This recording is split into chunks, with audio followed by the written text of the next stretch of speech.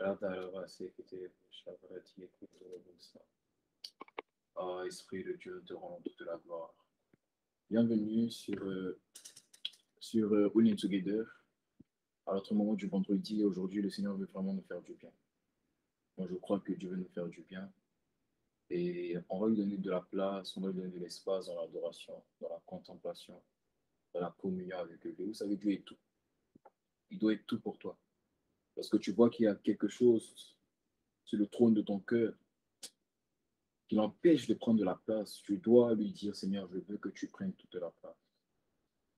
Il est ton assurance, il est ton bouclier et ton refuge. Moi, dans les moments compliqués, dans les moments difficiles, je me réfère à lui. C'est à lui que je me confie. C'est à lui que je me donne. C'est lui que j'aime, c'est lui que je veux. C'est lui que je veux rencontrer. Alors, on va le prier, on va l'adorer, on va le chanter. Je me dis Amen. On va le chanter. On va l'adorer.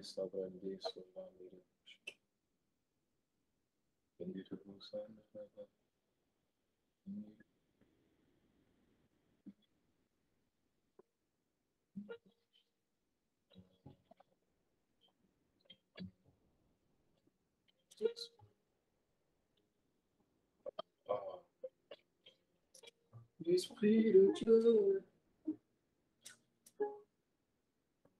esprit de force, esprit d'amour, esprit de gloire, esprit de paix, esprit de douceur, esprit de fidélité, esprit de paix, esprit de joie. Nous sommes là pour toi ce soir. Nous voulons te rencontrer, nous voulons te vivre. Nous voulons t'expérimenter, aller dans les profondeurs, aller dans les hauteurs. Et nous savons que tu es présent. Nous savons que tu es là au cœur de nos vies et que tu as envie de te manifester, de bouleverser la vie d'un frère, de bouleverser la vie d'une sœur. Oh, broso, tarabaso, tarabasha. Mante que toko tobasa. Je sais que tu es là. Je sais que te bénis. Je te bénis. Ah, Kuturubo Shatarabas. Ami fidèle. Oh, je sais que tu es là. Je sais que tu es là. Saint-Esprit, je sais que tu es là. Âme te bénis, âme te bénis, oh là, âme te bénis, car je sais que tu es là. Mon âme te bénis, oh, mon âme te bénis, mon âme. Oh, sois béni, sois adoré, sois élevé, sois glorifié, sois reconnu parmi nous, sois reconnu au milieu de nous. Tu es le Saint-Esprit. Jésus a dit, vous êtes avantageux que je m'en aille. Car si je ne m'en vais pas, le consolateur ne viendra pas.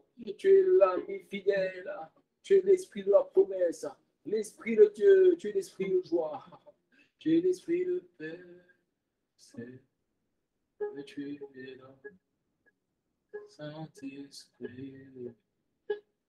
Je sais que tu es là, je sais, je reconnais ta présence, je reconnais ton amour, je reconnais ton règne, je reconnais ta paix. Oh, Bradadosa. Saint-Esprit, je sais que tu es là. Oh, oh, oh. Je sais que tu es là. Je sais que tu es là. Mon âme te bénit. Âme te bénit. Mon âme te bénit. Je sais que tu es.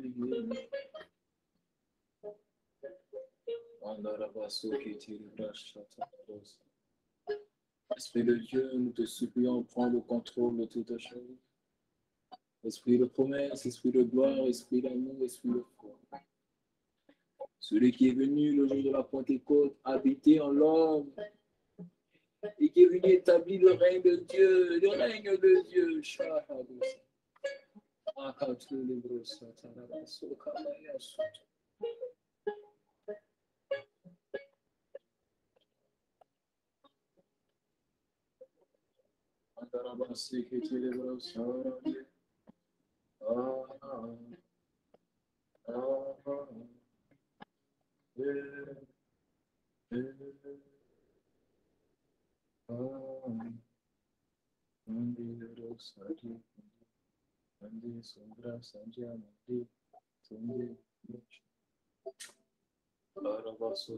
Élève la voix, continue à le chercher, continue à prier, continue à le lever, continue à le demander. Pendant que nous chantons ce chant, pendant que nous disons que dans ses bras d'amour, c'est là que nous voulons être. Rado Sota Brashakata. Je peux chanter un chant d'amour. Oh Seigneur, pour mon sauveur, oh God, pour toi Jésus, pour ce soir, merci pour ce que tu as fait. Tu es si précieux, Jésus mon sauveur. Je veux chanter, je suis heureux. Tu m'as donné ton nom. Je ne veux pas être ailleurs. Oh, je suis heureux, je suis heureux. Car tu m'as donné ton nom. Ne me laisse pas être ailleurs, je ne veux pas être ailleurs. Si ce n'est dans tes bras, pardonne-moi. Aide-moi à demeurer dans tes bras chaque jour de ma vie, chaque seconde, chaque heure, chaque minute, chaque jour. C'est là que je veux être. Oh, dans le confort de Dieu, dans tes parvis, dans tes sentiers, je veux être dans le refuge, à l'ombre du Tout-Puissant, là où on te voit tel que tu es, là où on t'entend tel que tu résonnes. Je veux te voir, Esprit de Dieu, tu es tout pour moi. Dans tes bras,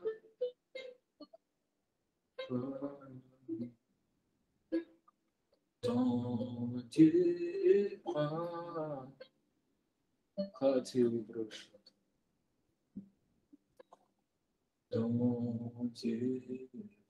bras, honneur, louange et gloire à toi, Seigneur Jésus, pour ce que tu fais, pour ce que tu as fait, pour qui tu es. Viens prendre le contrôle de toutes choses. Viens glorifier ton nom. Ne nous laisse pas être dans le faux. Donne-nous d'embraser l'esprit de vérité.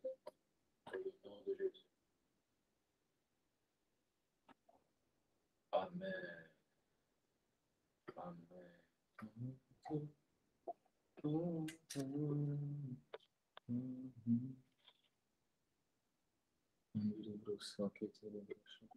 Amen. Quelqu'un me dit Amen. On continue. Oh, gloire à Dieu. Seigneur Jésus.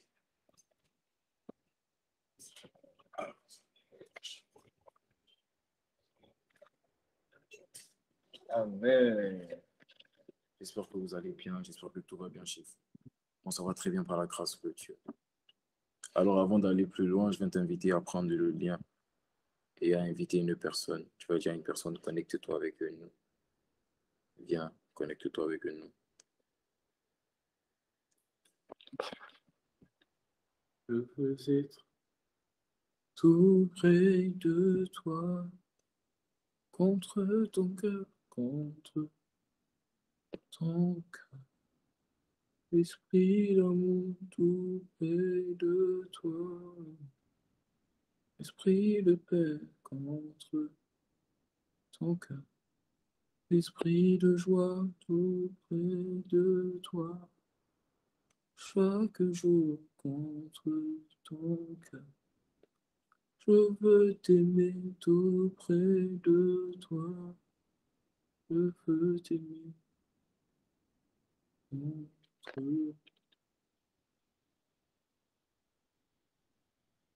Amen.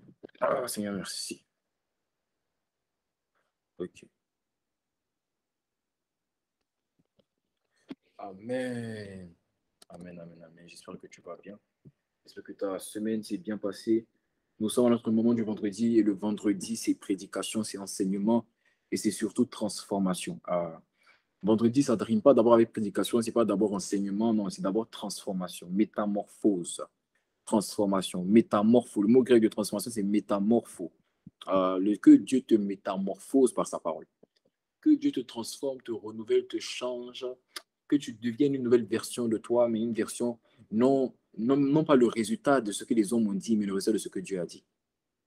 Que tu sois une nouvelle version de toi. Je pensais que quelqu'un allait me dire Amen. Que tu sois une nouvelle version de toi, une nouvelle version de toi. Et la parole que le Seigneur a pour toi aujourd'hui est pour t'amener à devenir une nouvelle version de toi. Hein. Dieu veut te donner une nouvelle version de toi. Une version améliorée, une version façonnée, une version travaillée. Hein. Quelqu'un me dit Amen. Ce message, je l'aime. Le message que j'ai pour toi aujourd'hui, je l'affectionne. L'Esprit a commencé à me parler le mercredi et c'était profond. C'était vraiment profond. Il m'a révélé des choses que j'avais jamais compris. Et je sais que cette parole va transformer ta vie. Cette parole va bouleverser ta vie. Quelqu'un me dit Amen. Ah, ok. On y va. Permettez-moi de boire de l'eau rapidement. Et on y va.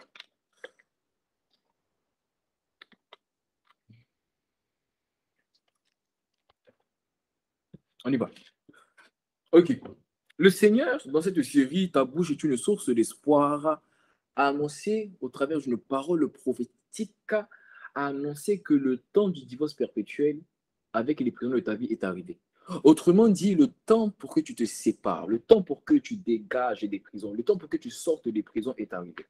Ah oui, parce que lorsque Dieu envoie une prophétie, la prophétie qu'il envoie en fait est une promesse. La Bible dit dans Romains 1, je pense que c'est dans Romains 1, au verset 1, la Bible dit que ce que Dieu a promis par ses prophètes, oh les prophètes de prophétisent. Mais s'il dit ce que Dieu a promis par les prophètes, ça veut dire qu'une prophétie contient quoi?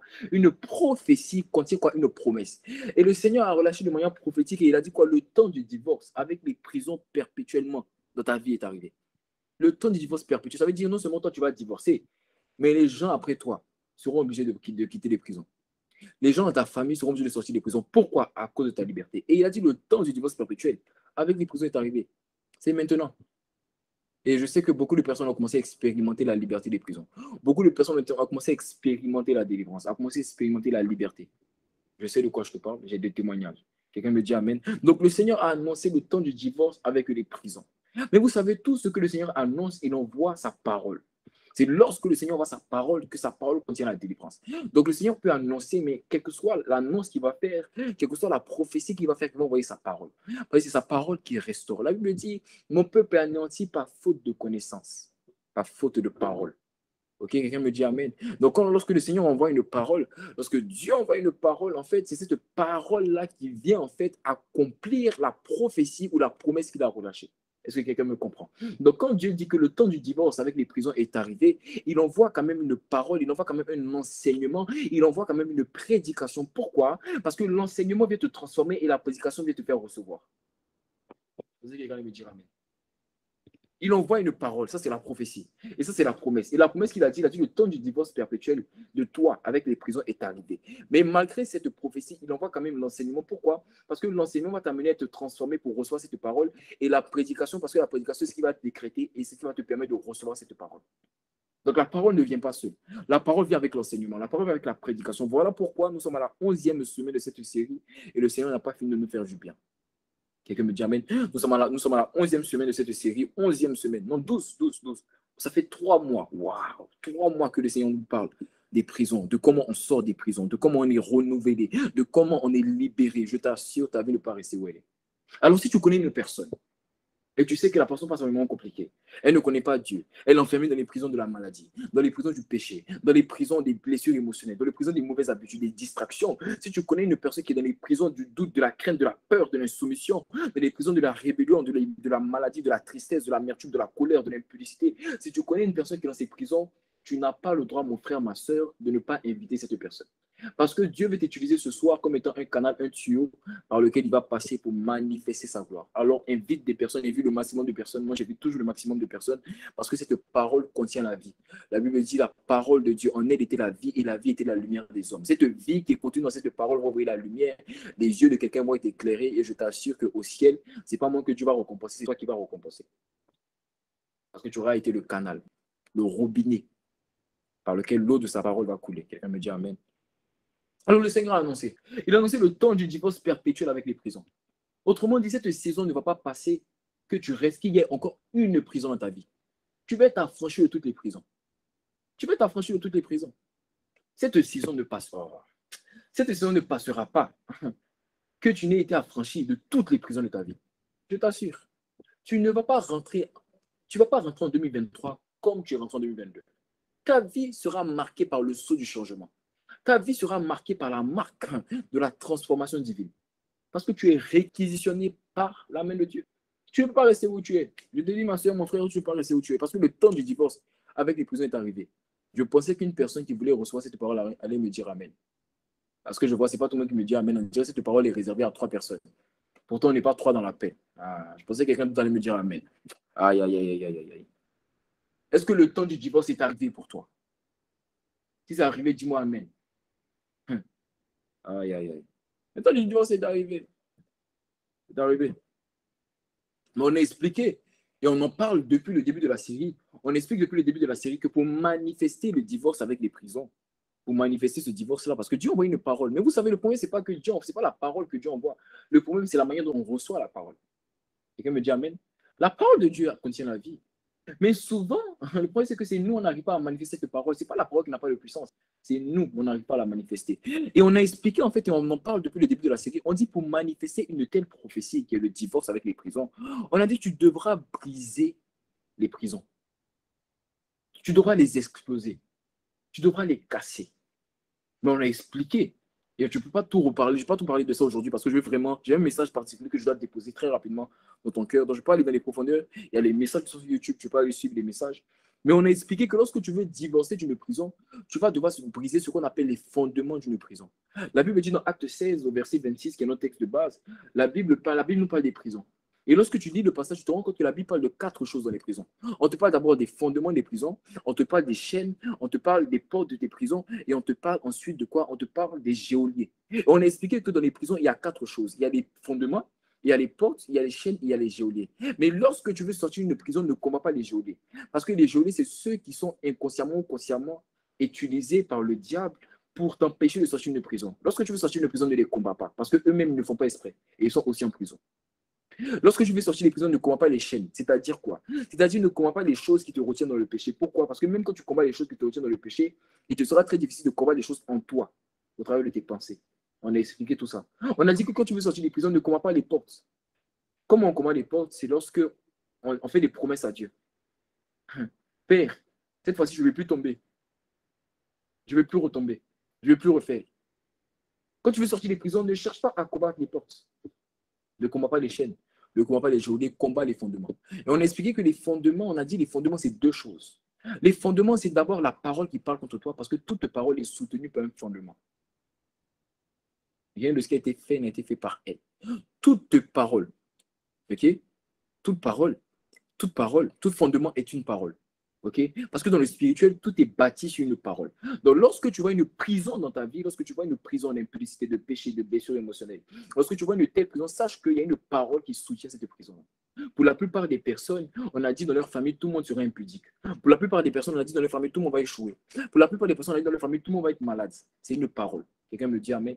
Mais les fondements, ce n'est pas simplement une parole. Et ça, on a commencé à parler de ça il y a maintenant 2 semaines. On a dit que les fondements, ce n'est pas seulement une parole, mais c'est aussi celui qui a parlé. Parce que si on dit, si on dit une parole, ça veut dire que quelqu'un a parlé. C'est ça. Donc, quand on parle d'un fondement d'une prison, ce n'est pas seulement la parole, mais c'est aussi celui qui a parlé. Et celui qui a parlé, lorsque tu vois les prisons de ta vie, ce sont les démons qui ont parlé. Quelqu'un me dit Amen. Alors, lorsque tu veux sortir des prisons, tu devras briser les fondements. Et les fondements, c'est deux choses. C'est celui qui a parlé et la parole en elle-même. Donc, lorsque tu veux sortir des prisons, en brisant les fondements, tu as le choix. Tu as l'option. Tu as l'opportunité. Quelqu'un me dit Amen. Tu as deux alternatives. Soit tu cherches la parole au travers de la prière, au travers du soupir. Tu cherches la parole de Dieu, tu la cherches, tu demandes, tu soupires à ce que Dieu te révèle la parole. Mais ce n'est pas dans tous les cas qu'il va te révéler la parole. Pourquoi? Parce que j'ai expliqué la semaine dernière, j'ai dit qu'il y a dans certains cas, Dieu ne va pas te révéler la parole. Pourquoi? Parce que souvent notre maturité ne nous permet pas de recevoir de telles révélations. Parce qu'il y a des paroles, si Dieu te révèle, tu vas te rendre compte que cette parole-là t'a rendu esclave du péché parce qu'un oncle ou bien une tante t'a parlé comme ça. Et tu vas commencer à ressentir un autre péché qui est la haine. Donc le Seigneur souvent ne te révèle pas la parole parce qu'il voit que tu n'as pas encore la maturité nécessaire pour qu'il te révèle la parole qui soutient la prison. Donc, tu peux combattre la prison en cherchant la parole, mais tu vas devoir soupirer, tu vas devoir supplier Dieu. Mais ce n'est pas dans tous les cas que Dieu va te révéler la parole, même si tu soupires, même si tu pries. Okay? Parce que souvent, on n'a pas la maturité qui va avec de telles révélations. J'ai expliqué mon histoire, j'ai dit que moi, dans l'impudicité dans laquelle j'étais, lorsque j'ai été libéré, c'est 2 ans après ma conversion que l'Esprit m'a révélé que cette parole, il y avait une parole, il m'a révélé la parole. Pourquoi il ne m'a pas révélé au début? Parce que je n'avais pas la maturité nécessaire afin de recevoir cette parole et de pouvoir l'accepter et la combattre. Quelqu'un me dit Amen. Donc, tu as cette option pour briser les fondements, mais ce n'est pas dans tous les cas. Alors, comment on fait lorsque tu veux combattre les fondements? Comment on fait lorsqu'on veut libérer les prisons, mais qu'on n'a pas forcément la maturité ou on n'a pas forcément, en fait, Dieu n'a pas encore parlé. Comment on fait? Est-ce qu'on attend que Dieu parle? Non. On a la deuxième option. La deuxième option, c'est quoi? C'est de combattre celui qui a parlé. À défaut de combattre la parole, tu dois combattre celui qui a parlé. Et pour combattre celui qui a parlé, c'est très facile parce que lui, il ne peut pas se cacher. Pourquoi il ne peut pas se cacher? À la vue des réalités de ta vie. Lorsque tu vois ta vie, tu vois l'impudicité. Lorsque tu vois ta vie, tu vois la colère. Donc, tu sais que c'est un démon de colère. Tu sais que c'est un démon d'impudicité. Lui, il ne peut pas se cacher. La parole peut se cacher, mais celui qui a parlé ne peut pas se cacher. Parce que la réalité de ta vie le met à nu. Est-ce que je parle à quelqu'un? Est-ce que quelqu'un comprend mon message? La parole peut se cacher. Parce que souvent, tu n'arrives pas à la voir à cause de ton immaturité. Mais celui qui a parlé ne peut pas se cacher à cause des réalités de ta vie. Tu vois le péché, tu vois la blessure émotionnelle, tu vois la distraction, tu vois la mauvaise habitude, tu vois la maladie. Donc, ce démon de maladie ne peut pas se cacher parce que tu le vois. Dans les douleurs, là, tu sais que tu es malade, non? Parce que tu tombes dans le péché, tu sais que c'est l'esprit d'impudicité. Donc, tu le vois. Donc, il ne peut pas se cacher. Alors, à défaut de connaître la parole, tu connais déjà celui qui a parlé. Alors, lorsque tu veux briser les fondements, tu as aussi l'opportunité et Dieu t'a fait la grâce de pouvoir combattre celui qui te combattait. J'ai l'impression que je suis en train de parler à des personnes qui ont peur. Je suis en train de parler de comment tu vas combattre celui qui te combattait, mais j'ai l'impression qu'il n'y a pas de soldats ici. Bon, je vois que vous voulez me refroidir, mais je ne vais pas me refroidir. Aujourd'hui, je suis chaud. Je suis chaud bouillant, je vais laisser personne. Je ne vais pas te laisser me refroidir. Même si tu ne commandes pas, je vais être chaud parce que cette parole-là, aujourd'hui, je ne suis pas venu enseigner. Ça fait 2 semaines que j'enseigne. Aujourd'hui, je suis chaud, je suis venu prêcher. Je suis venu prêcher. Donc, tu as 2 options. Quelqu'un me dit Amen. Soit tu trouves la parole et tu la combats par la parole de vérité qui est la Bible, ou soit tu combats celui qui a parlé. Pourquoi tu le combats? Je l'ai expliqué la semaine dernière. J'ai dit que pourquoi tu dois combattre celui qui a parlé? Parce que lui-même te combat. Et si le diable te combat, tu le regardes. Non, tu me combats, je te combats. C'est ce que Jésus a fait, non? C'est ce que Jésus a fait, n'est-ce pas? Lorsque le diable veut le combattre, qu'est-ce qu'il a? Jésus dans le désert. Il a combattu, il a répondu. Le problème, c'est que nous, les chrétiens, notre génération, on ne veut plus répondre. On laisse le diable faire de nous ce qu'il veut. Et ces démons, on les laisse nous diriger comme ils veulent. Ah non, non, non, non, non. Tant que tu es dans Audience Together, Et tant que tu entends une parole de Dieu au travers de ma bouche, tu seras obligé de combattre. C'est fini le temps où tu étais là, tu subissais. Ah non. Tu vas te révolter à partir de maintenant. Tu vas tourner, toi qui tournais le dos, hein, tu ne vas plus jamais tourner le dos. Non, tu vas faire face. Et tu vas faire la guerre à ce qui te faisait la guerre. Hein. Tu vas devoir combattre celui qui a parlé. Tu vas combattre celui qui a parlé. Tu vas devoir combattre celui qui a parlé. Et on a dit que combattre celui qui a parlé, c'est l'empêcher de te retenir dans les prisons. Parce que le but de celui qui a parlé, c'est-à-dire le démon derrière, caché derrière ta prison, son but à lui, c'est de te retenir dans la prison. Lui, il n'a pas envie que tu sors des prisons. Pourquoi? Parce que si tu sors des prisons, tu vas aussi libérer des personnes. On a dit que prison ne veut pas dire cellule. Quand tu es dans la cellule, si tu sors, c'est toi qui es libre. Mais quand tu es dans une prison, il y a plusieurs cellules. Donc ta liberté va engendrer la liberté d'une personne. Donc voilà pourquoi le diable va t'empêcher d'être libéré. Pourquoi? Parce qu'il sait qu'à ta liberté est attaché un mandat de libérateur. On l'a dit. À ta liberté est attaché un mandat de libérateur. Donc qu'est-ce qu'il va faire celui qui a parlé contre toi? Il va tout faire pour ne pas que tu sortes. Il va tout faire. Il va tout faire pour dire que toi là, tu ne sortiras pas. Mais il a échoué. Il a échoué dans ma vie, il a échoué dans ta vie aussi. Il a échoué dans la vie de notre grand frère Jésus. Il va échouer encore. Il va échouer. Aïe, aïe, aïe, aïe. Il va échouer, il va échouer. Combattre celui qui a parlé, c'est l'empêcher de te retenir dans les prisons. C'est l'empêcher de te retenir dans les prisons. Pourquoi? Parce qu'il va tout faire pour te retenir dans les prisons. Quand on dit l'empêcher de te retenir dans les prisons, ça veut dire en fait briser son emprise. Sur beaucoup de personnes, le diable a une emprise. Sur beaucoup de personnes, les démons ont une emprise. Ils font des hommes ce qu'ils veulent. À cause de la maladie, ils disent aujourd'hui tu ne vas pas à l'école et tu ne vas pas à l'école. Voilà comment ils possèdent, ils rendent esclaves. Non, tu ne sors pas à cause de la maladie, tu restes à la maison, tu restes couché. Mais tu as envie d'aller à l'école, tu as envie d'apprendre, tu sais que les examens approchent, mais tu es couché. Ma soeur, mon frère, dans ce cas, je t'assure qu'aujourd'hui était ton dernier jour. C'est terminé. C'est une maladie qui te garde cloué au sol. Non, non, non, non, non, non. Je vois une main puissante qui va venir guérir quiconque était cloué au sol à cause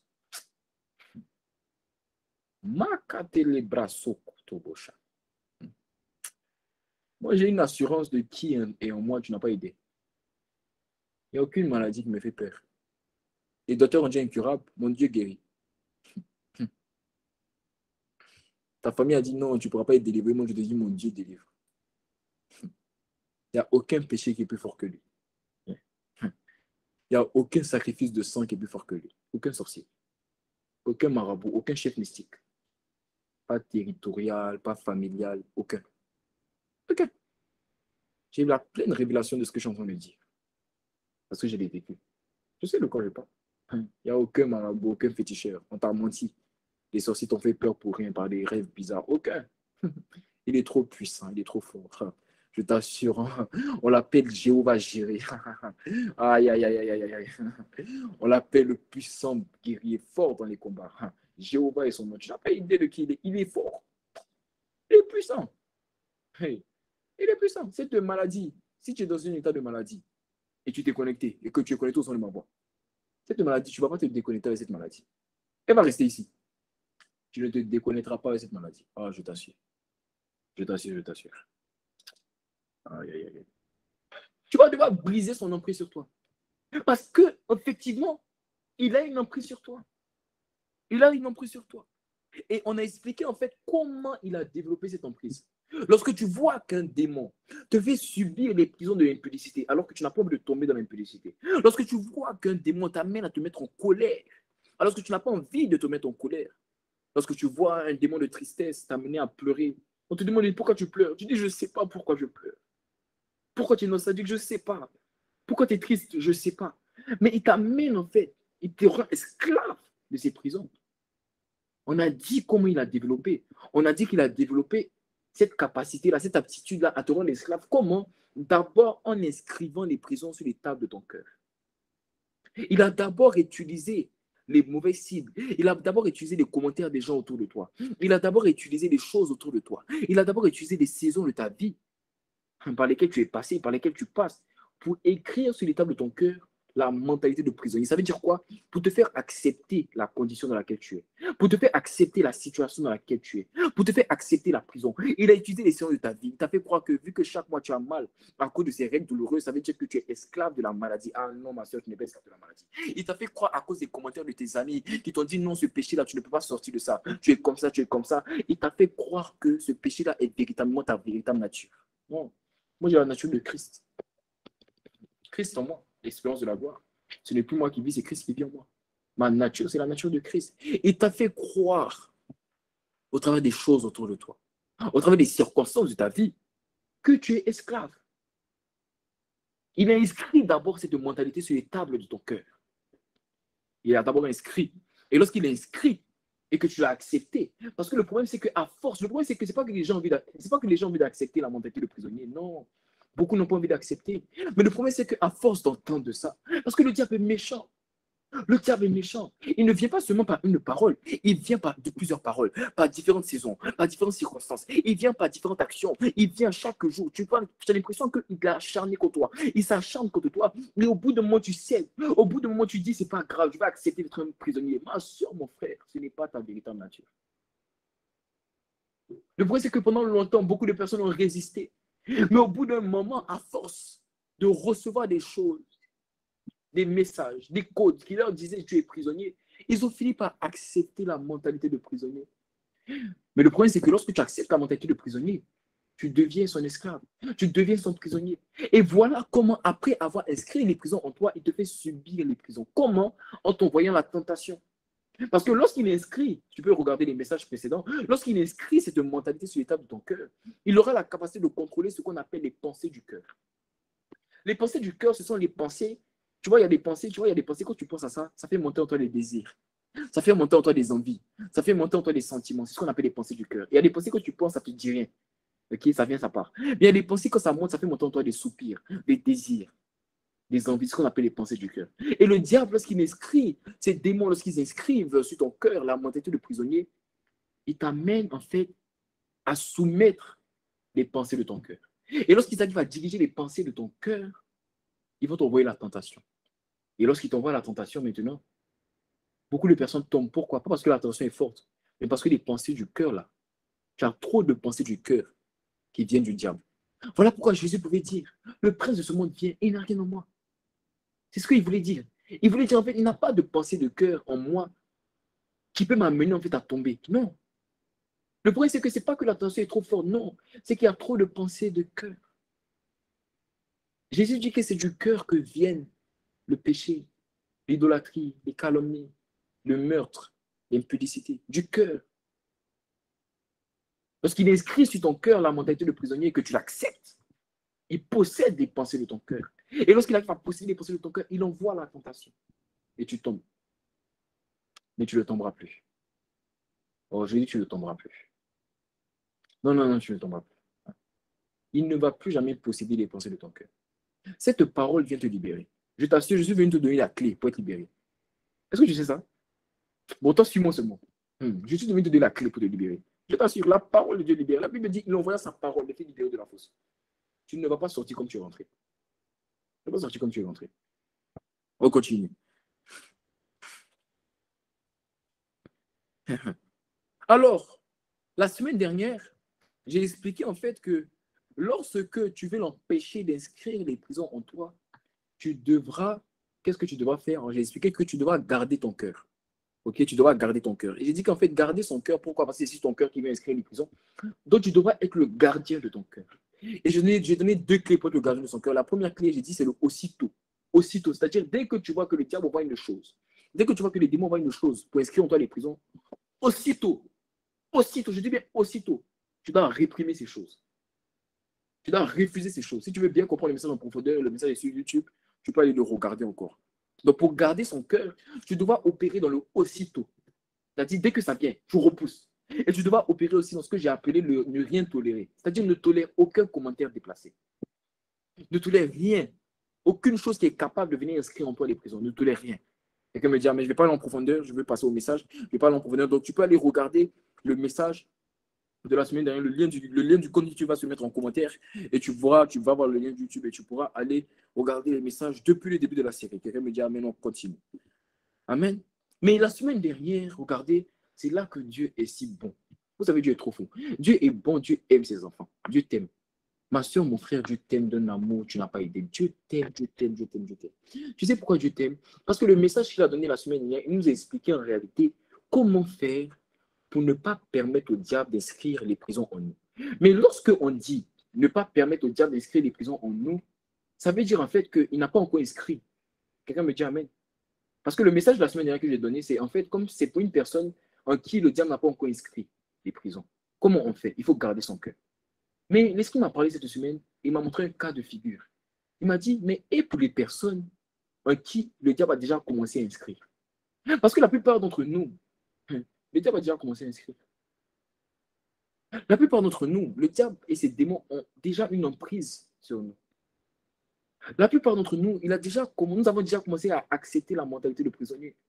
On a commencé déjà à se faire à l'idée que les prisons là sont accompagnées à notre vie. On a déjà commencé à se faire à l'idée de la maladie, à accepter le péché, à accepter la blessure émotionnelle. On a déjà commencé à se faire au rejet des parents, à la tristesse. On a déjà commencé à se faire à l'impudicité, à la colère. On a dit c'est comme ça. Tu sais, la preuve que tu as commencé à te faire, c'est lorsqu'on te dit c'est pas bien, que tu dis de toute façon c'est comme ça que je suis. Ça, c'est la preuve.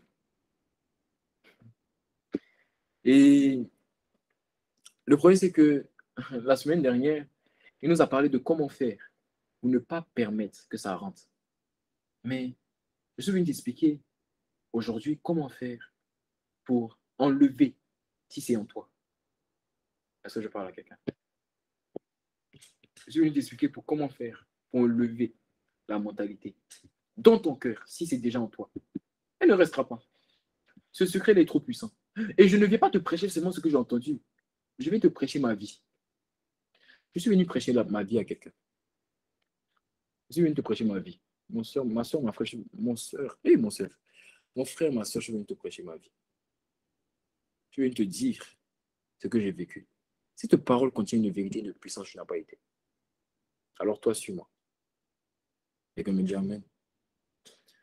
Alors, comment faire quand le diable a déjà inscrit en ton cœur la mentalité de prisonnier? La réponse que l'Esprit m'a donnée, c'est que tu devras libérer ton cœur aussitôt.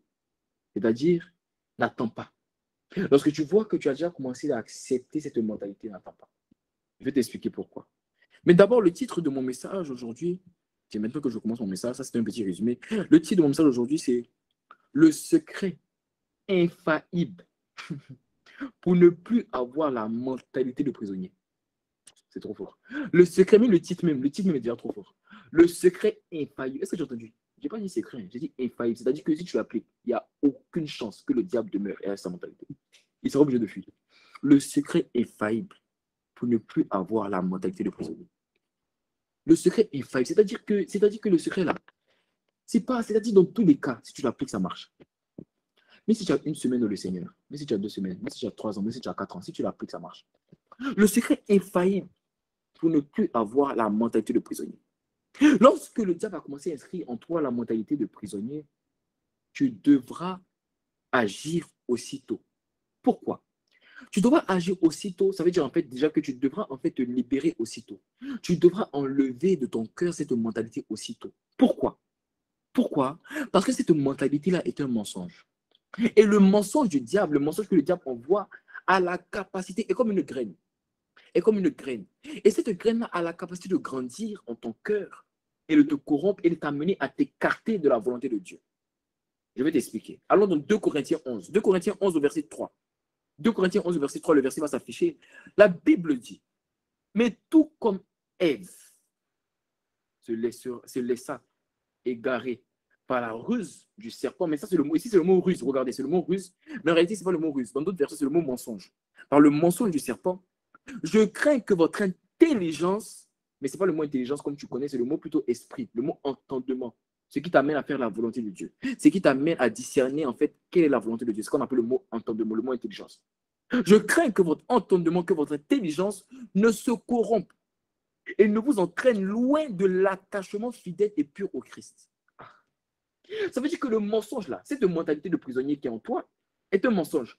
Mais ce mensonge-là a la capacité de te corrompre. Et si ça corrompt ton intelligence, ton entendement, ton discernement, ça a aussi la capacité de t'écarter de l'amour et de l'attachement que tu as à Christ. En d'autres termes, ce mensonge et cette mentalité-là est capable de te détourner une bonne fois pour toutes de Dieu. Ce mensonge-là a la capacité de quoi? De totalement anéantir, froisser, déchirer et venir bouleverser, finir ta relation que tu as avec Dieu. C'est ce que ça veut dire. Ça veut dire en fait que ce mensonge contient la corruption et la capacité de t'écarter de Dieu. Voilà pourquoi lorsqu'il a inscrit en toi la mentalité de prisonnier, tu dois y remédier aussitôt. N'attends pas. Lorsque tu as commencé à accepter la maladie, lorsque tu as commencé à accepter la prison, le péché, tu dois y remédier. N'attends pas. Ne dis pas non quand je vais grandir. Non, non, non. Tu dois combattre ça aussitôt. Pourquoi? Regarde le verset. Il dit, mais comme Ève se laissa égarer. Le problème, c'est que beaucoup de personnes se laissent égarer à cause du mensonge. Tu sais, quand tu te laisses égarer, lorsque tu n'as pas envie de combattre, lorsque tu dis que c'est normal, qui t'a dit que c'est normal? Qui t'a dit que la masturbation, c'est normal? C'est pas normal. C'est pas normal. Quelqu'un me dit, Amen, c'est pas normal. Le problème, c'est que tu te laisses égarer par les commentaires. Tu te laisses égarer par la culture de ce monde. Parce que tu vois autour de toi. Tu te laisses égarer, en fait, parce que les gens disent autour de toi. Tu te laisses égarer parce que les gens pensent. Comme les gens te disent, non, c'est normal, tu es jeune, amuse-toi. Toi, tu penses que c'est la vérité. Où est-ce que tu l'as vu dans la Bible que Daniel s'amusait? Où est-ce que tu l'as vu dans la Bible que David s'amusait, que Joseph s'amusait? C'est toi ce qui est jeune?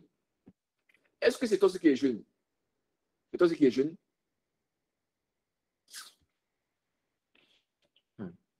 On n'est pas obligé, c'est pas obligé d'aller en boîte pour s'amuser. C'est pas obligé d'être impudique pour s'amuser. Oh. Tu veux que je te dise la vérité? C'est pas obligé. C'est pas obligé. C'est pas obligé d'aller en boîte pour s'amuser. C'est pas obligé d'aller dans les bars pour s'amuser. C'est pas obligé. Même si tu vas pas en boîte et que tu restes à la maison pour boire de l'alcool, tu n'es pas obligé de faire ça pour t'amuser. Ah, je pensais, ah, là, j'ai vu que là, il y a des personnes qui disaient Amen, Amen. Quand j'ai parlé d'alcool à la maison, c'est pas obligé. C'est pas obligé.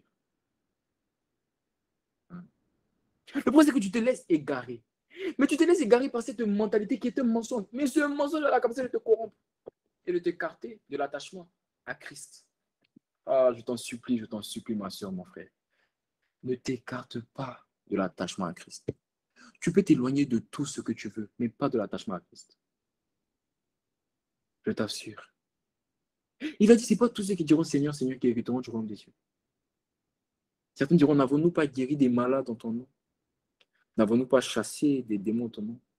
Et je leur dirai, retirez-vous de moi, serviteurs d'iniquité, car je ne vous ai point connu. Ah, ah, je t'assure, c'est le verset qui me fait le plus peur dans la Bible. À chaque fois que j'impose des mains à quelqu'un que le malade est guéri, à chaque fois que je prie pour quelqu'un que le démon est chassé, je me demande en faisant ça, est-ce que je le connais? Ah, ah, est-ce qu'il me connaît? Aïe, aïe, aïe. Je t'assure, ne te laisse pas écarter de l'attachement à Christ. Ah, tu peux avoir les dons spirituels. Dieu peut te parler. Ça ne veut pas dire que Dieu t'a approuvé. Dieu parlait déjà à Moïse. Mais Moïse a dit, si j'ai trouvé grâce à tes yeux, fais-moi voir ta gloire. Pour dire que quoi? Moïse avait la révélation que ce n'est pas parce que Dieu parle qu'il t'a approuvé. Non. C'est lorsqu'il te montre sa gloire. C'est lorsqu'il te donne son intimité. Lorsqu'il te donne sa rencontre. Ne te laisse pas écarter de l'attachement à Christ. Pour rien au monde. Quel que soit ton âge, quel que soit ton background, quel que soit de là où tu viens, quelle que soit ta culture, ne laisse pas les gens te dire c'est normal. Ah non, c'est pas normal. Ah. Oh, et ton menti, on t'a dit non, c'est normal d'avoir de faire un peu de médicaments ici, un peu, aller voir un peu des marabouts. C'est comme ça, hein. Les gens te montrent que non, tu sais, c'est la culture africaine. Il ne faut pas oublier sa culture. Tu peux être chrétien. Je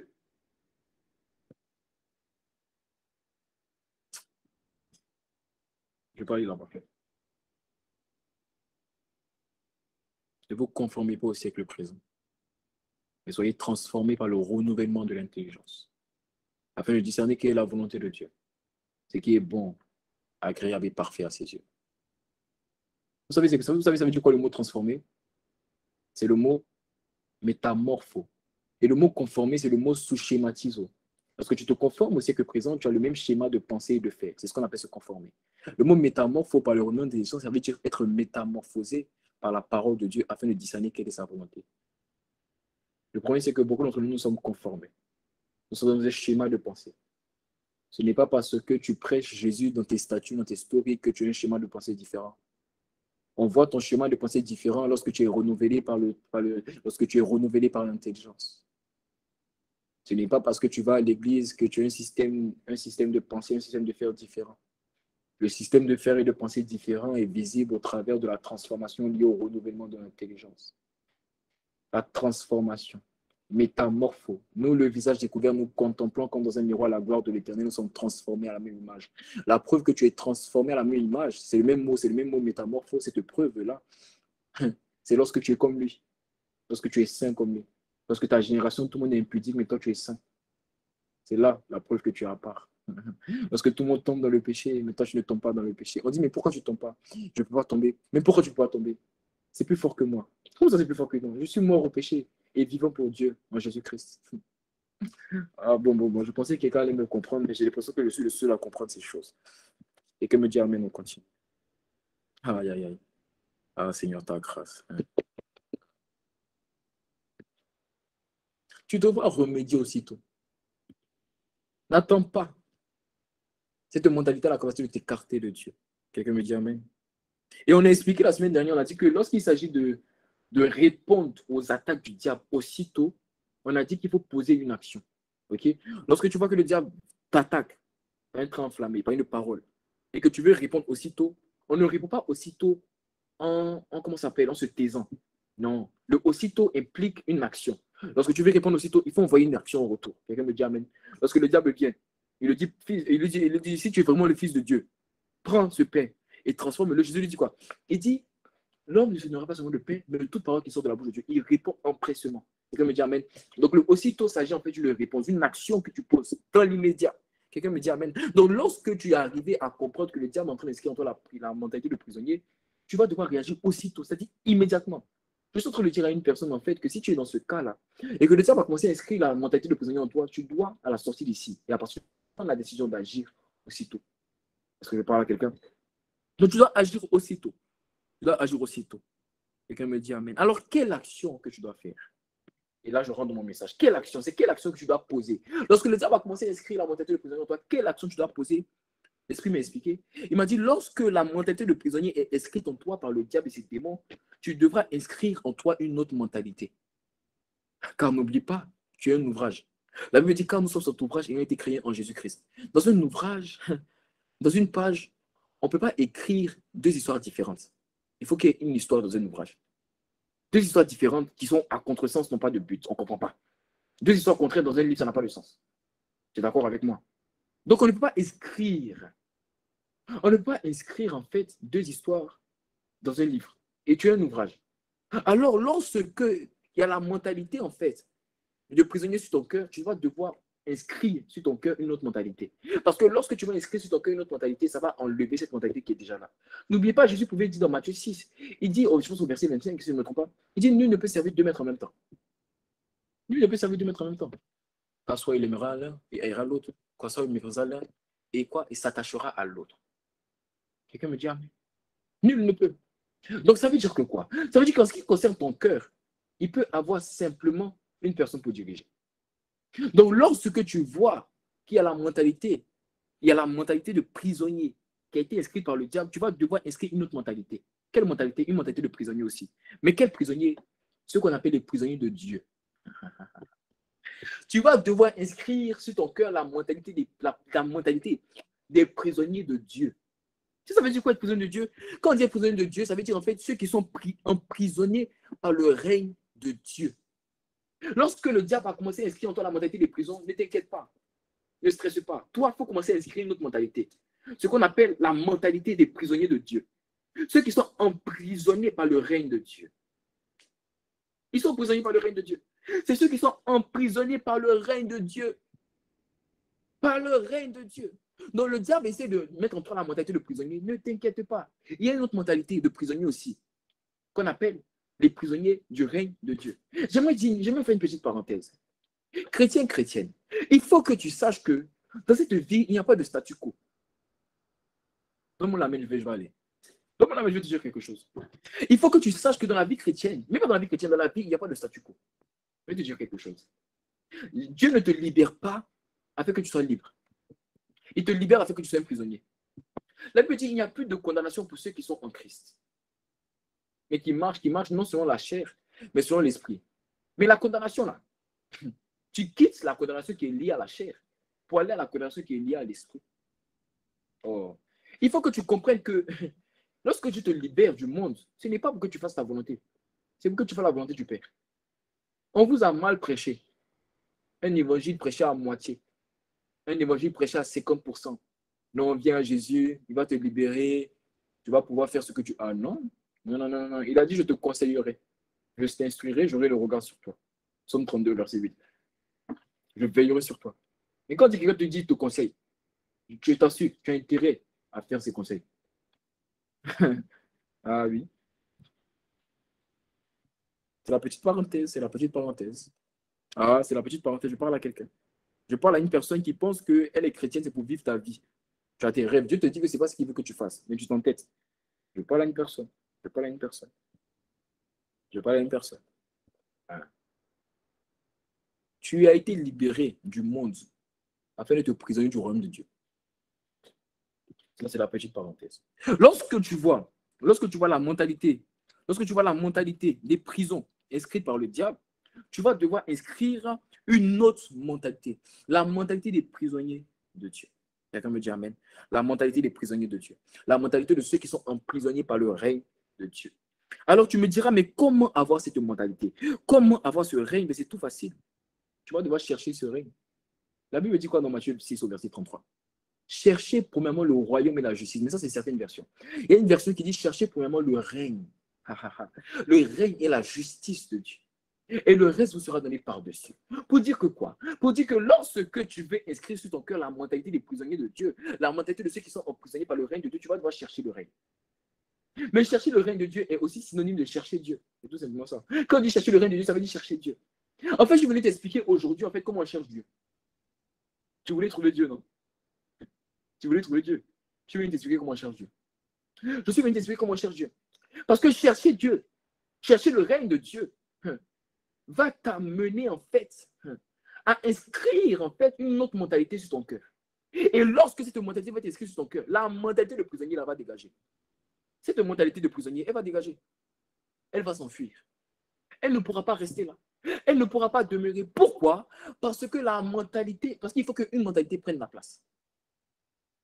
Je te vois porter la mentalité de ceux qui sont emprisonnés par le règne de Dieu. Aïe, aïe, aïe.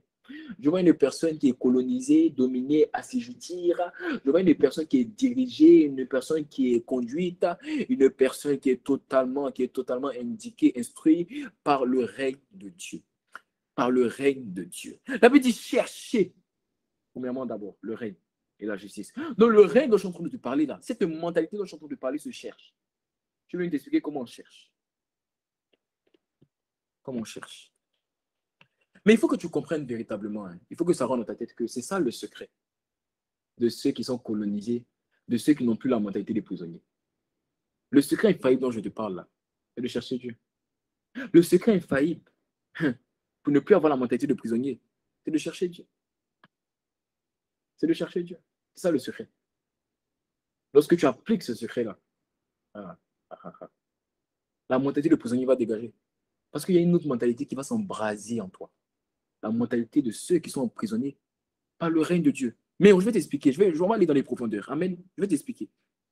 La quête de Dieu, chercher Dieu, c'est ça le secret pour ne plus avoir la mentalité de prisonnier en nous. Regardez avec moi. Matthieu 5 au verset 4. Matthieu 5 au verset 4. On va voir d'abord la version française et on va voir la version anglaise parce que la version anglaise je préfère plus la version anglaise. Regardez les deux versions. On va voir les deux versets, ça va s'afficher. Marc 5 au verset 4, pas Matthieu 5. Marc 5 au verset 4. Regardez. La Bible dit, car souvent, il avait eu les fers aux pieds et avait été lié de chaînes. Vous vous rappelez, on a parlé des chaînes, on a dit les chaînes, ce sont les mauvais signes. Ce sont les choses que le diable t'envoie pour te retenir dans les prisons. Les fers aux pieds, c'est pour te retenir. Tout ça, c'est pour te retenir. Mais il avait rompu les chaînes et brisé les fers et personne n'avait la force de le dompter. Et on a dit aussi il y a 2 semaines que lorsque on parle de chaînes dans ce passage, ça symbolise en fait aussi que le démoniaque de Gadara avait la mentalité de prisonnier. C'était attaché à lui. C'est-à-dire qu'on l'avait attaché pour lui dire quoi? Pour lui dire qu'en fait, que toi, tu es un prisonnier. Quand on te met une chaise, c'est pour te dire que tu es un prisonnier. OK? Lorsqu'on veut t'attraper, lorsqu'on vient attraper des criminels, on les met les menottes, c'est pour dire en fait que tu viens d'être arrêté. Tu viens de rentrer dans la catégorie des prisonniers. Donc les chaînes en fait qu'il avait, c'était une manière en fait pour les hommes autour de lui, c'était une manière pour les démons en fait d'écrire en fait en lui quoi, la mentalité de prisonnier. Amen. Quelqu'un me dit amen. Et la Bible dit car souvent il avait eu les fers aux pieds. Mais j'aime pas trop cette version parce que la version française n'explique pas bien. Mais regardez la version anglaise. Regardez la version anglaise. Aïe, aïe, aïe, aïe, quelqu'un me dit amen, on continue. Regardez la version anglaise. La Bible dit whenever he was put into chains and shackles, as he often was. Regardez. As he often was. J'ai même mis des tirets à côté du verset pour que tu vois. As he often was. As he often was. Et souvent, c'est pas la même chose. As he often was, ça veut dire autrefois. OK? Donc la version française, en fait, dit souvent, mais la version anglaise dit pas souvent, la version anglaise dit autrefois. Pour dire que quoi? Pour dire que la version française, en fait, quand la version française dit souvent, ça veut dire en fait que de temps en temps, il avait des chaînes. C'est-à-dire, en fait, de temps en temps, il avait la mentalité de prisonnier. Mais la version anglaise dit autrefois pour dire que quoi? Pour dire en fait que c'était avant. Mais il n'a plus cette mentalité-là. Alors maintenant, je vais t'expliquer comment il a fait pour ne plus avoir cette mentalité. Autrefois, comment il a fait? Regarde, comment il a fait? On va aller directement dans Marc 5, au verset 5. Aïe, aïe, aïe, aïe. Comment il s'est débarrassé de cette mentalité-là? Il a cherché Dieu. Marc 5, verset 5. Et je vais te montrer comment il a cherché Dieu. Je vais te montrer 3 manières qu'il a utilisées pour chercher Dieu. Les 2 conséquences. Et je vais te montrer les 2 conséquences. Les 2 conséquences de ce qui s'est passé lorsqu'il a cherché Dieu. Et comment ces conséquences-là ont enlevé dans son cœur la mentalité de prisonnier. Alors suis-moi. C'est maintenant réellement que mon message commence. Mais j'ai presque fini. OK? Regardez. La Bible dit quoi? La Bible dit quoi? Il était sans cesse, nuit et jour, dans les sépulcres et sur les montagnes, criant et se meurtrissant avec les pierres. La première des choses pour chercher Dieu, là, je vais t'expliquer 3 manières de chercher Dieu. Les 3 manières pour chercher Dieu. Et je vais te montrer 2 conséquences de quand tu vas faire ça. OK. Là, je suis venu te prêcher les secrets de ma vie. Je suis venu te donner les secrets de ma vie spirituelle. Est-ce que tu sais ça? Je suis pas venu te prêcher ce que j'ai entendu, je suis venu te prêcher ce que je vis au quotidien. Regardez. Le premier secret pour chercher Dieu, c'est le sans cesse. Regardez, sans cesse. Il était sans cesse. Ça veut dire quoi sans cesse? Le mot sans cesse, on ne l'a pas compris. Le sans cesse, le sans cesse ici, ce n'est pas le même sans cesse que prier sans cesse. Dans 1 Thessaloniciens 17. 1 Thessaloniciens 5 au verset 17, ce n'est pas le même prier sans cesse. Non.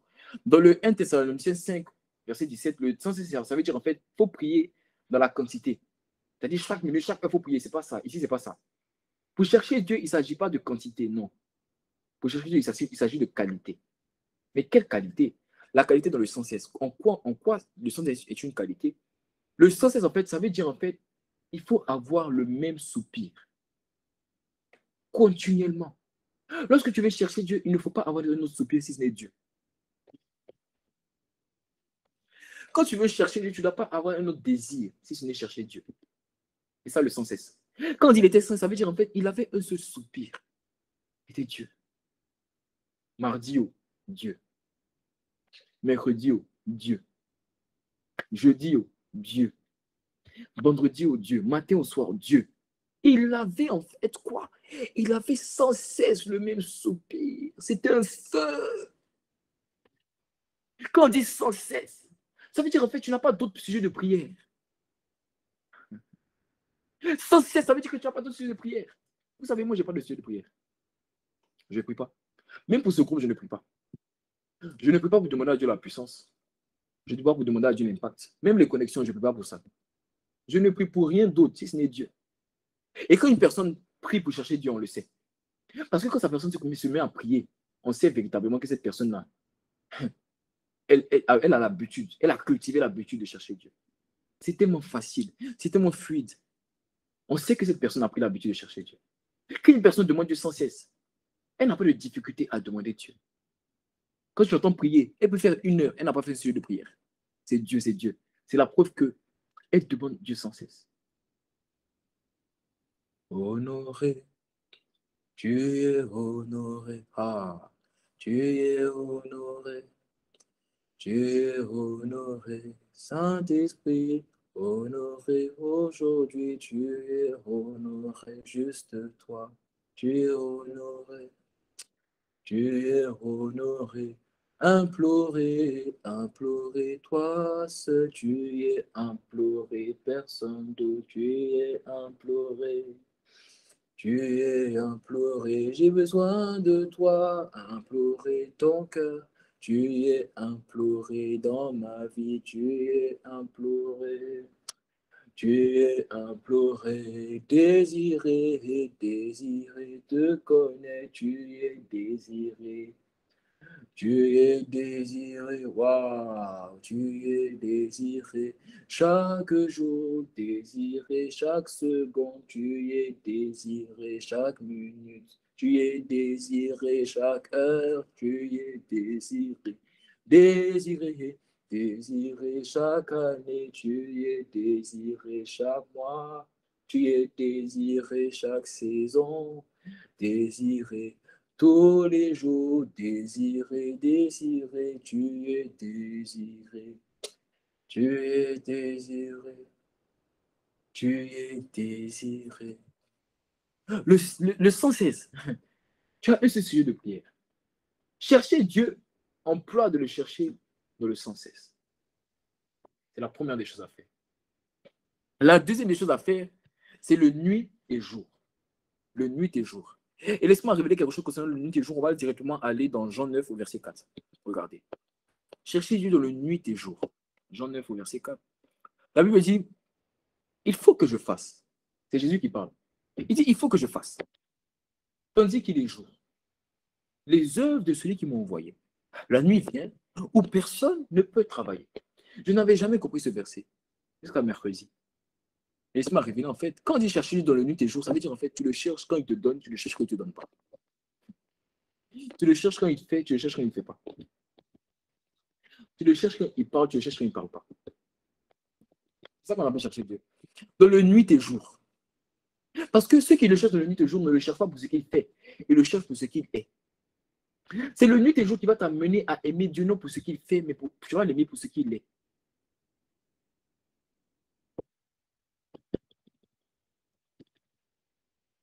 Le nuit et jour va t'amener à aimer Dieu. Non pas pour ce qu'il fait, mais pour ce qu'il est. Voilà pourquoi j'aime beaucoup ce passage. Regardez, la Bible commence en disant quoi? Nuit et jour. Quand on commence la journée, elle commence par quoi? La journée, n'est-ce pas? Dans une journée de 24 heures. C'est vrai, il y a la nuit à partir de minuit. Tu es d'accord avec moi? Mais la journée courante, dans la société, ça commence à partir de quelle heure? C'est quand le soleil se lève, que tout le monde sort, que tout le monde va dans la vie courante. Tu es d'accord avec moi? Donc on suppose que la nuit, là, les gens dorment. Ça ne compte pas. Ça commence la véritable vie commence le matin, quand le soleil se lève.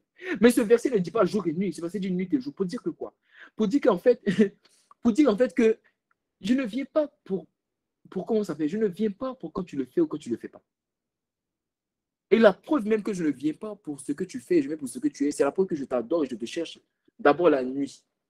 Parce que c'est la nuit que tu ne travailles pas. C'est la nuit que tu ne le fais pas. C'est dans les sessions de nuit que tu ne parles pas. C'est dans les sessions de nuit qu'on a l'impression que tout est fermé. Mais moi, je viens d'abord la nuit. Regardez, le numéro dit quoi? Nuit et jour. Il est venu d'abord la nuit pour dire que je viens même là où tu ne parles pas. Là. C'est là-bas que je commence. Pour dire que quoi? Pour dire que je ne suis pas là pour ce que tu fais. Je suis là pour ce que tu fais, pour ce que tu es. Pour tout ce que tu es, reçois la gloire. Ah, la vache. Pour ce qu'il est. Pour ce qu'il est. Pour ce qu'il est. Pas pour ce qu'il fait. Pour ce qu'il est. Qu'il agisse ou qu'il n'agisse pas. Pour ce qu'il est. Je veux t'adorer. T'adorer, Abba Père. Tu es tout ce qui compte. Tu es tout ce qui compte. Je veux t'adorer. Ah, au sourire. T'adorer, Abba Père. Tu es tout ce qui compte. Ah. En fait, je suis en train de te prêcher ma vie. Chercher une nuit et jour. C'est lorsque tu vas chercher une nuit et jour que tu vas arriver à la connaissance de Christ. Que tout ce qui était pour toi comme un gain, tu vas le voir comme une perte. Mon verset préféré, ça c'est quoi mon verset préféré? Mon verset préféré, c'est Philippiens 3. Philippiens 3 du verset tout simplement 8, du verset 8 à 9, en partant au verset 9. On peut même citer le verset 10, mais on va pas arriver là-bas. Euh, la Bible dit connaître le Christ Jésus, mon Seigneur. Voilà le plus important. À mon avis, tout ce qu'on gagne, ce n'est rien à côté de cette connaissance. Pour lui, j'ai tout abandonné pour gagner le Christ.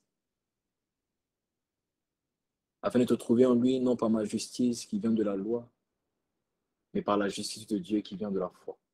C'est lorsque tu vas le chercher nuit et jour que tout ce qui était pour toi comme un gain va devenir comme une perte. Il y avait une époque où je courais derrière les connexions.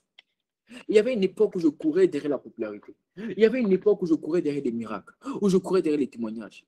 Dieu m'en a libéré comment? Parce que je l'ai cherché nuit et jour. Qu'il le fasse ou qu'il ne le fasse pas, j'en ai que faire. Le plus important, c'est de le connaître. Tout ce qui était pour moi comme un gain, je le vois comme une perte. Et demain, je vois tout comme de la boue. C'est ce que le verset dit, comme de la boue.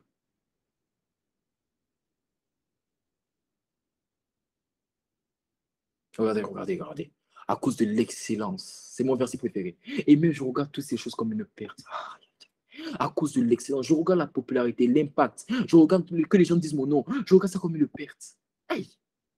À cause de l'excellence de la connaissance de Jésus-Christ, mon Seigneur, pour lequel je renonçais à tout. Et je regarde comme de la boue. Oh! Afin de gagner Christ. Mais pas seulement gagner Christ. Oh, le verset 9 n'a pas été affiché. Afin pas seulement de gagner Christ. Le verset 9 dit quoi?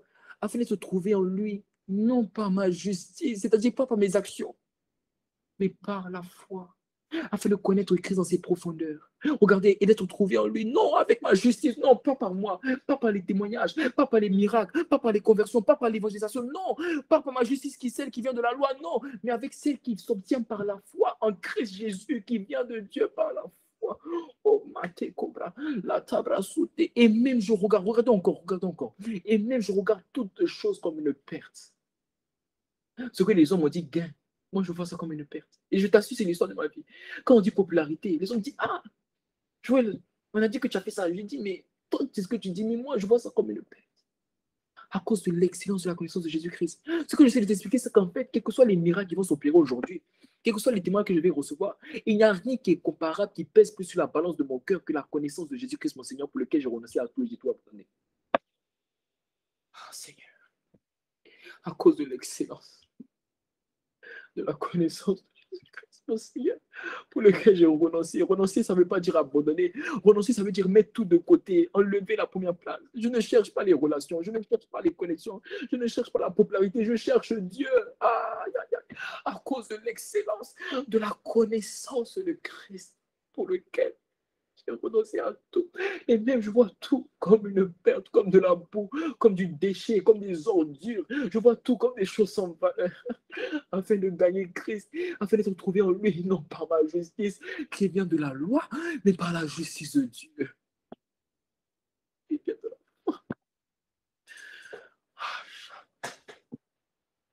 Je vois tout ce qui était pour moi comme un gain, comme une perte. Ça n'a plus d'importance, ça n'a plus de valeur. Ce qui compte, c'est Dieu. Ce qui compte, c'est Dieu. Ah. Une fois, j'étais allé en retraite. J'étais allé en retraite une fois. Vous savez, ce soupir-là a commencé au mois en février. Février, je passais par des moments tellement compliqués. Et l'esprit m'a dit, viens me chercher. Au début, ce n'était pas facile. Mais quand je l'ai trouvé, Jésus pouvait dire chercher et continuer de chercher. Frapper, continuer de frapper.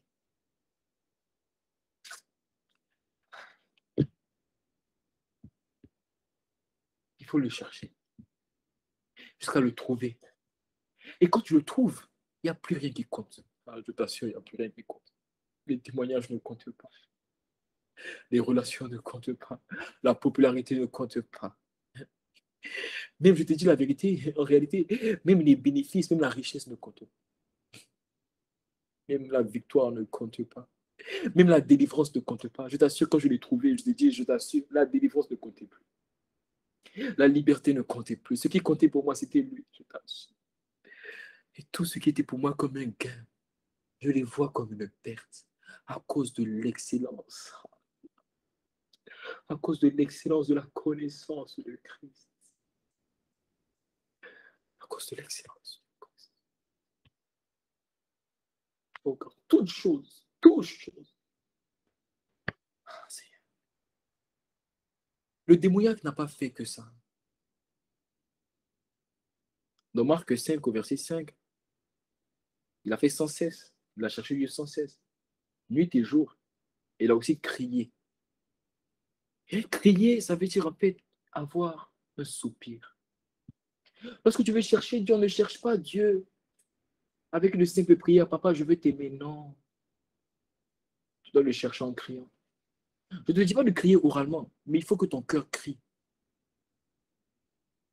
La Bible dit dans Psaume 34, au verset 18, quand les justes crient, l'Éternel entend et les délivre de toute leur détresse. Toute leur détresse. Chercher Dieu, ça se fait par le cri. Ce que je donne le secret de ceux qui opèrent dans le surnaturel, c'est ceux qui ne font pas des prières où ils se contiennent. C'est ceux qui se laissent aller devant Dieu.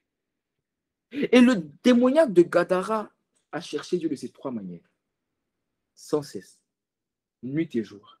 Et il a crié. Et qu'est-ce qui s'est passé? Il s'est passé que il a réussi à aller sur les montagnes. Sur les montagnes. Regardez le verset.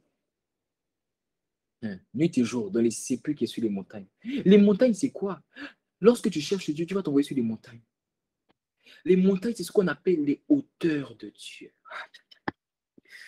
Les choses cachées. Je t'assure. Il n'y a aucune guérison que le Seigneur a opérée par moi qui est plus grand que la révélation que j'ai de lui dans l'intimité. Les auteurs, c'est la révélation de Dieu dans l'intimité. Les auteurs, c'est ce que l'œil n'a point vu. Ce qui n'est point monté au cœur de l'homme et qui est réservé à ceux qui aiment Dieu. C'est ça qu'on appelle les auteurs. Les auteurs sont les choses cachées de Dieu. C'est lorsque Dieu te parle de lui. C'est lorsqu'il t'explique ses fardeaux. Lorsqu'il te dit qui il est. Lorsqu'il te révèle qui il est. Lorsqu'il te montre qui il est. Lorsqu'il t'ouvre les yeux spirituels et qu'il te montre le ciel. Lorsqu'il te révèle à quel point il est grand. La dernière fois, j'étais en retraite. Et pendant que j'étais en train de contempler Dieu, l'Esprit me parlait. Il me dit, tu n'as même pas idée, aucun d'entre vous, aucun ange, aucun chérubin, aucun général, aucun saint n'a la révélation de la grandeur de mon nom. Quand on dit son nom est infiniment grand, c'est-à-dire que tu n'as pas idée. Son nom est au-dessus des cieux, à une hauteur, mais au-dessus de ce qu'on peut dire. Son nom est au-dessus de ta maladie. Et pendant que je dis ça, une personne qui était malade, juste parce que je suis en train de dire ça, la main de Dieu te touche et tu es guéri maintenant. Son nom est au-dessus de ta maladie. Son nom est au-dessus de la situation. Son nom est au-dessus de ce péché, au-dessus de cette blessure. Quand tu vas le contempler, il va t'ouvrir les yeux sur les hauteurs, sur les montagnes. Mais ce n'est pas simplement les montagnes. Regardez, la Bible dit il était 116 nuits et jours dans les sépulcres. Quand tu vas chercher Dieu, il ne va pas seulement te laisser aller dans les montagnes, dans les hauteurs. Il va aussi t'envoyer dans les profondeurs. La Bible dit qui de vous, qui de mieux, qui de même, qui de l'esprit de l'homme, qui de l'esprit de l'homme connaît, qui de l'esprit de l'homme connaît, God, qui de l'esprit de l'homme connaît mieux l'homme, qui de l'homme connaît mieux. Ah, aïe, aïe, aïe. 1 Corinthiens 2, 1 Corinthiens 2, 1 Corinthiens 2, s'il vous plaît, rapidement, au verset 11, si je ne me trompe pas, au verset 10 à 11, rapidement, rapidement, rapidement. Il faut que je vous explique quelque chose. Hey, je vais me tromper. Le verset rapidement, le verset rapidement. Je vais te montrer quelque chose. Je vais te montrer c'est quoi les profondeurs de Dieu. 1 Corinthiens 2, 1 Corinthiens 2, 1 Corinthiens 2, 1 Corinthiens 2, du verset 10 à 11, 10 à 11. Qui de l'esprit de l'homme connaît mieux l'homme. Si ce n'est l'esprit de l'homme qui habite en lui de même, c'est le mieux. Ça fâche pas.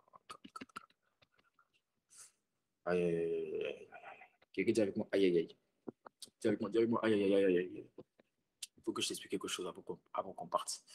Aïe, aïe, aïe, aïe, j'ai même pas fini mon message, j'ai même pas fini mon message. Ah, car c'est bon, c'est bon, c'est bon, c'est bon, c'est bon, c'est bon. Dieu nous l'a révélé par l'Esprit. Car l'Esprit sont de tout, même les profondeurs de Dieu. Lequel des hommes, en effet, connaît les choses de l'homme? Si c'est l'Esprit de l'homme qui est en lui, de même, personne ne connaît les choses de Dieu, si ce n'est l'Esprit de Dieu qui habite en lui. Dieu nous les a révélés par l'Esprit.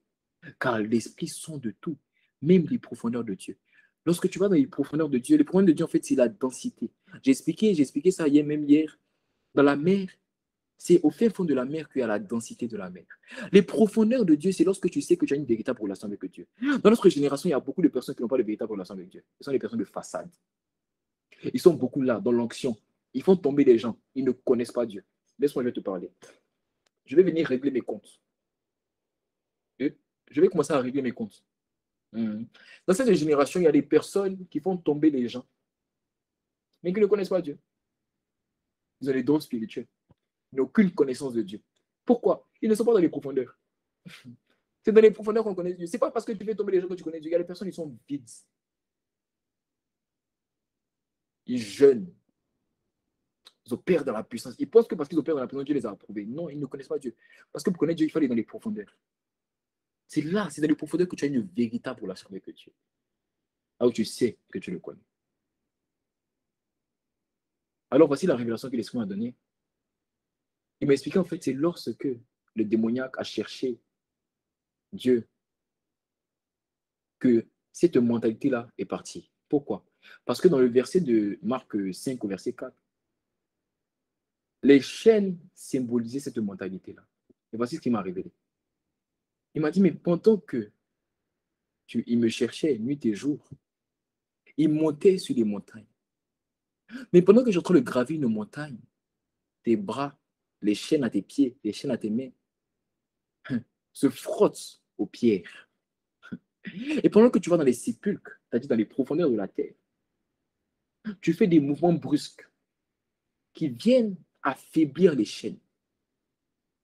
Et c'est pendant qu'il montait sur les montagnes, à force de chercher Dieu, que les chaînes qui étaient sur sa main, aïe, aïe, aïe, aïe, aïe, et les fers qui étaient au pied, cette mentalité-là, pendant qu'il montait, parce que pendant que tu montes une montagne, il y a les pierres sur une montagne, il y a les graviers qui viennent se frotter aux menottes, qui viennent se frotter aux chaînes. Et c'est pendant qu'il montait que ces chaînes-là ont commencé à se frotter.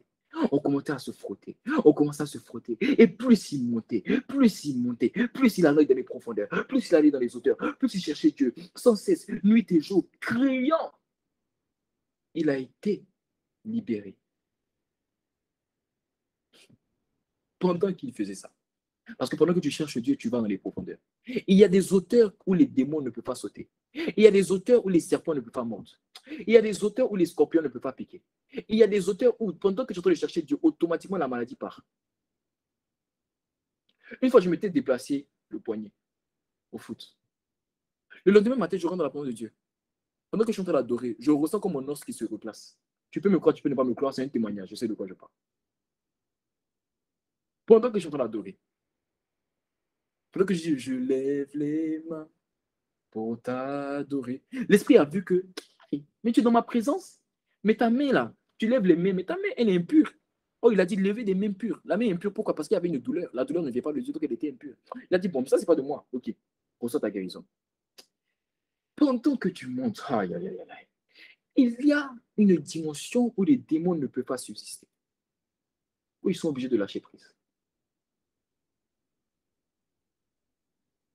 Où ils sont obligés de lâcher prise. Alors, je suis venu faire un appel à la rencontre. Lorsque je suis allé en retraite, en mars, l'Esprit m'a ouvert les yeux, il m'a dit, ouais, j'étais établi prédicateur de la rencontre. Voilà pourquoi ceux qui me connaissent, ils savent que la vision que moi j'ai, c'est la rencontre avec Dieu. C'est que les âmes arrivent à l'intimité. Et je suis venu faire un appel à la rencontre. Je suis venu t'appeler, ma soeur, mon frère, à entrer dans la rencontre. Mais tu sais, le problème, c'est que c'est pas que tu n'as pas envie de rentrer dans la rencontre. Mais souvent, tu regardes la mentalité de prisonnier. Souvent, tu regardes la condition de ta vie et tu te dis, je n'ai pas digne de la rencontre. Mais j'aimerais te dire quelque chose. Pendant que le démoniaque montait les montagnes, il montait avec les chaînes aux mains. C'est pendant qu'il montait qu'il a été libéré. Il n'a pas été libéré au pied de la montagne. Il n'a pas été libéré à la surface. Non, c'est pendant qu'il allait dans les sépulcres. C'est pendant que tu montes que tu es libéré. C'est pendant que tu montes dans les hauteurs que tu es libéré. N'attends pas la liberté avant d'aller dans la rencontre. Va dans la rencontre et va être libéré là-bas. Le problème, c'est que tu demandes la liberté au lieu de demander la rencontre parce que tu penses qu'il faut forcément la liberté pour être digne de rencontre. Mais le problème, c'est que tu dois avoir la rencontre pour être digne de liberté. Parce que c'est dans la rencontre qu'on a la liberté. N'oublie pas, il a dit 1 heure dans ses parvis, il faut que 1000 ailleurs. Il faut que ceux qui s'approchent de Dieu croient qu'il existe et qu'il est le rémunérateur de ceux qui le cherchent.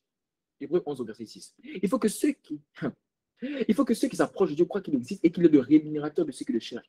Ton problème, c'est que tu veux d'abord être digne avant de chercher Dieu. Oh, Dieu te dit, viens me chercher, parce que c'est pendant que tu vas me chercher que je vais t'envoyer dans les profondeurs, je vais t'envoyer dans les hauteurs, et c'est là que je vais te libérer.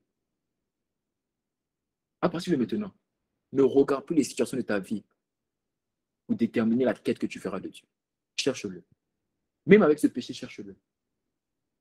Même avec ces situations, cherche-le. Et pendant que tu es en train de le chercher, il va te guérir. Il va te libérer.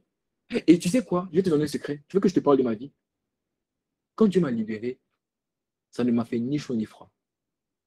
Parce que je ne cherchais pas ça. Tu sais, il y a une dimension où tu vas, quand Dieu fait des miracles, c'est comme s'il n'a rien fait. Pas que tu n'es pas reconnaissant, non. Mais tu es tellement émerveillé par l'excellence de la connaissance de qui il est, que la délivrance n'est plus le seul soupir de ton cœur, non. Le soupir de ton cœur, c'est lui. Va dans les profondeurs.